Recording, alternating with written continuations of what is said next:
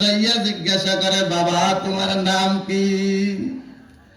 কয় হুজুর আমার নাম হলো আলী আহমদ। সুবহানাল্লাহ। কয় তোমার আব্বা? কয় আমার আব্বা নাই। কয় তোমার মা? কয় মা আছে। কয় ভাই? কয় ভাইও নাই। বোন? কয় নাই।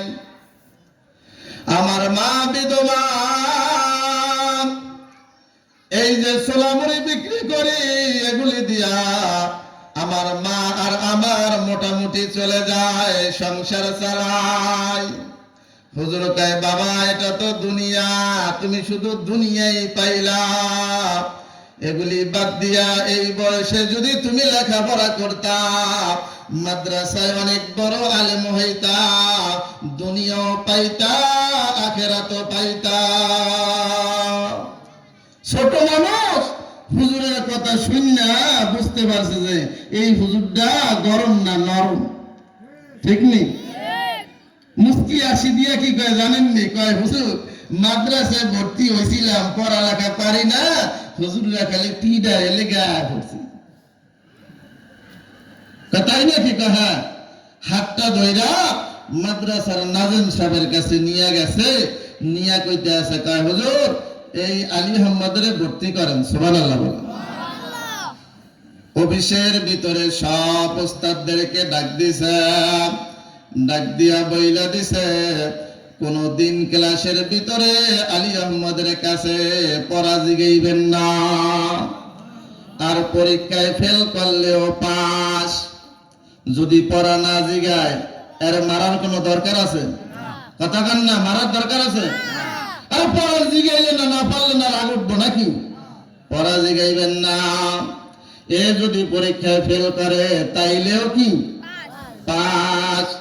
এইভাবে চলতেছে চলতেছে চলতেছে চলতেছে।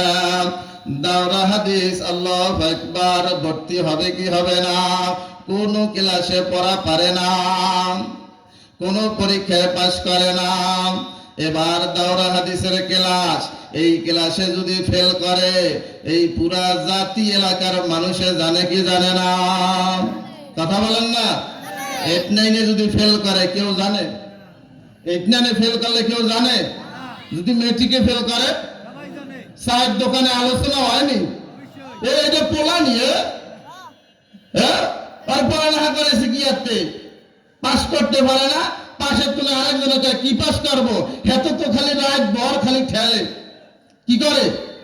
কথা বোঝেন না মনে হয়। হাতে কি করে? কি চালায়? কি চালায়? এত পাস করতো নি? সবাই জানে রাতে ফেল মারছে, ঠিক নেই? আল্লাহু আকবার।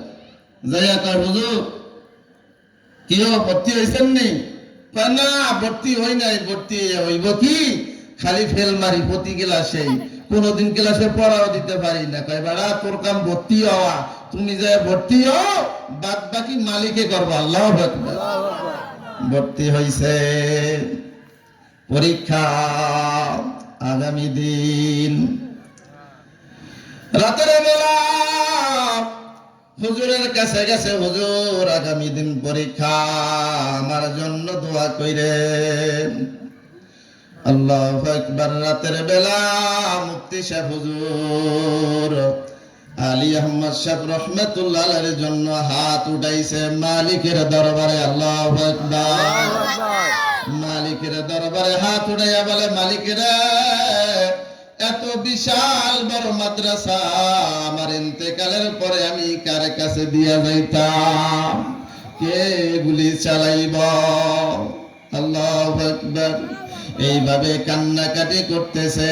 পরের দিন পরীক্ষা, পরীক্ষা শেষ হয়ে গেছে, যে যার বাড়িতে চলিয়া গেছে।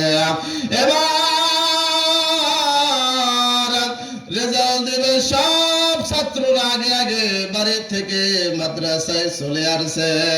আলী আহমদ সাহেব রহমাতুল্লাহ আলাইহি আসে না, কারণ লেখাটা তো সে লাগছে, সে জানে পাস করব না ফেল করব, ঠিক কিনা? সবাই আসছে, সে আসে না, কয় যাই ফেলে তো মারুম, আস্তে ধীরে যাই আর কি। কওমি মাদ্রাসার নিয়ম হলো বোর্ডের ভিতরে রেজাল্ট টানাইয়া দেয়। এবার যারা প্রতি ক্লাসে 1 নম্বর 2 নম্বর হইছে তারা কত খুশি দিলে আগে আগে যাইয়া বোর্ডের দিকে তাকায়। তাকানোর পরে দেখতে পায় সকল ছাত্রের নামের আগে আলী আহমদের নাম। সুবহানাল্লাহ বললেন না? কি বাচ্চা কইবেন নাকি? কি ভালো ছাত্র? কথা কয় না, ভালো ছাত্র। ক্লাসে একদিনও পড়া পারে না, কোন পরীক্ষায় পাস করে না, দাওরায়ে হাদিস আল্লাহু আকবার। কয় নাম্বার? 1 নাম্বার। 1 নাম্বার ছাত্র যারা আছে এরা কয় মানি না, মানব না। এটা তো